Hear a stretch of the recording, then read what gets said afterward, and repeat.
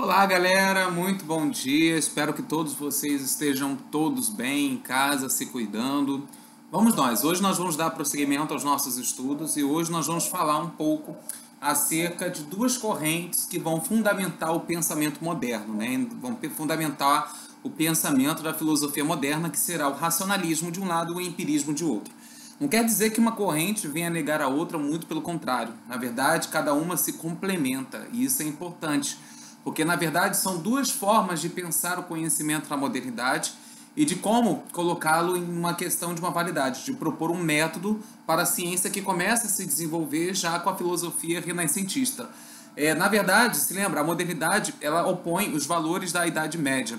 Então, automaticamente, quando estamos falando desse homem moderno, nós estamos pensando num homem que começa, aos poucos, deixar de lado os valores da fé, os valores do teocentrismo, ou seja, de que Deus estaria no centro de todas as coisas, e começa, a partir da dinâmica antropocêntrica, ou seja, de que o homem é o centro de tudo, se colocar realmente no centro das suas questões, no centro dos seus questionamentos. Ou seja, o homem é a válvula de se perguntar e de se responder nesse momento, não mais a instituição religiosa propriamente dita. E é justamente por conta disso que a ciência ela começa, não que ela antes não existia, mas ela começa a se desenvolver pela racionalidade e não mais por uma influência religiosa, e por conta disso nós estamos pensando numa ciência enquanto uma ideia de progresso. Obviamente que quando chegarmos na contemporaneidade, vamos perceber que a forma como o homem concebeu a ideia de progresso muitas das vezes levou ao retrocesso humano.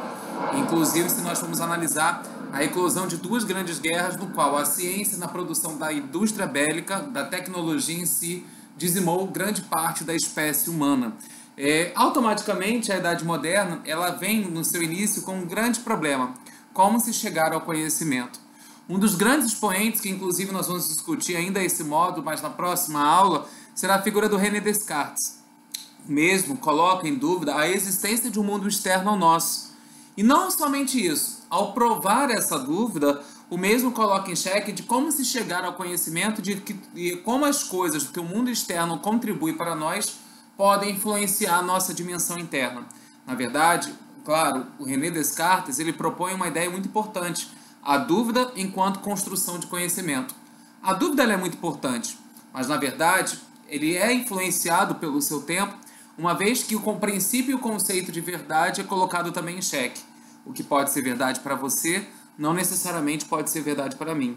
Ou seja, acaba levando a um individualismo em relação a esse conceito. Mas a dúvida ela é muito importante, porque quando você coloca algo em dúvida, é sinal de que você precisa criar uma análise para ver se realmente a sua dúvida tem validade, para ver se realmente a sua dúvida automaticamente ela tem uma concretização argumentativa de ser contestada.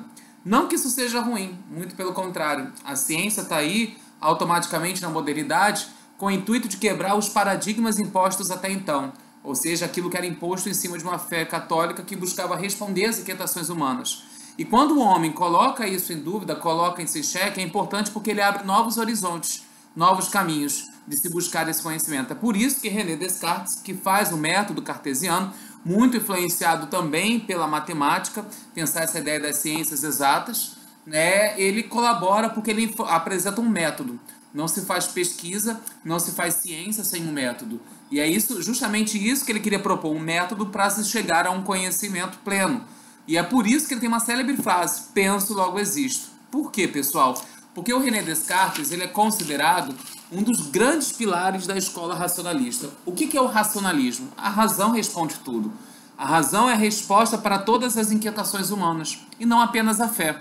E aí, quando ele funda essa corrente filosófica, ele propõe um método chamado método cartesiano, muito amparado também automaticamente pela matemática, conforme eu mencionei anteriormente. E aí ele começa a dizer o seguinte: nós temos 4 caminhos para se chegar a esse conhecimento e propor esse método. Primeiramente, a evidência. Segundo, a análise. Terceiro, a síntese. E quarto, a enumeração. 4 caminhos para que você possa automaticamente elaborar um método e buscar o conhecimento sobre um determinado objeto de estudo. Obviamente que a razão ela é muito importante, porque quando você adota a razão, coloca a dúvida acima, você está questionando, você está usando o seu senso crítico. em oposição àquele senso comum ou à imposição de verdades absolutas dadas às instituições sociais. Mas nem tudo é a razão, e é por conta disso que nós vamos ter mais uma outra corrente da modernidade, mais uma escola chamada empirismo. Pessoal, o que vem a ser o empirismo? É a experiência sensível. O empirismo ele não vai negar a escola racionalista como um grande fundador do René Descartes. Muito pelo contrário, mas na verdade ele vai dizer que nem tudo é razão.